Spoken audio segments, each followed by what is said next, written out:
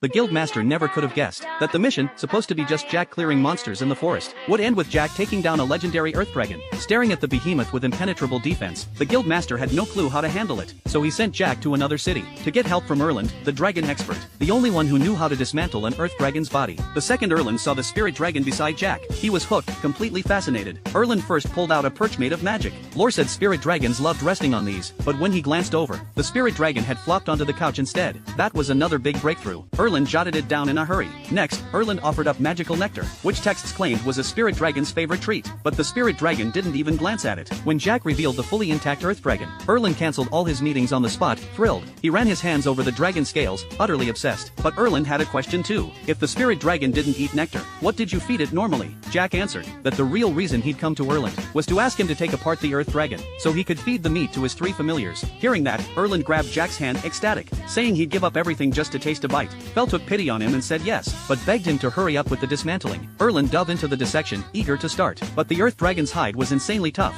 so he pulled out the guild's prized mithril dagger, but the second he tried to cut, the blade snapped clean in two.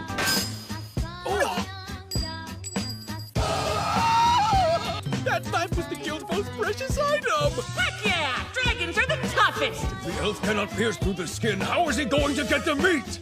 The only option we have now is to try an even stronger mithril blade. Say what? Our feast cannot wait!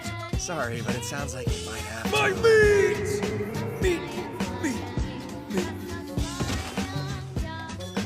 Right then, Erland's assistant spoke up. If they went deep into the labyrinth to find a material harder than mithril, they might fix the problem. At that, Fel was ready to bolt to the labyrinth to mine, but Jack stopped him in his tracks. He didn't want Fel tearing the labyrinth apart. To calm Fel down, Jack decided to cook him a nice meal as a treat. He sliced up some beastman meat and stir-fried it in a pan, poured in a secret sauce, tossed in garlic paste and sesame oil, and once it was done, he served it over rice. A mouth-watering beastman rice bowl was ready. The three familiars gobbled it up, and Fel forgot all about mining entirely. Jack let out a big sigh of relief. No trip to the labyrinth, at last. Just as Jack and his familiars were digging into their feast, several gluttonous goddesses in heaven were yelling at Jack. The reason was he hadn't brought them any offerings in days. Then two male gods showed up, drawn by the commotion. Turns out, they'd known the goddesses had been watching food streams every day, and they wanted to try the otherworldly food too, so they offered Jack their blessings in exchange. But when the forge god went to bestow his blessing, he froze. He realized Jack had zero talent for forging, not even as much as the slime next to him. The war god's blessing didn't care about talent, but Jack turned it down. He didn't want to fight or kill. When the war god didn't know what to do next, Jack suggested giving the blessing to his three familiars instead. After that, the gods took the offerings and threw a party. Meanwhile, Jack asked the slime to forge a new dagger. Well, Sue, can you turn this into the same kind of knife Elrond was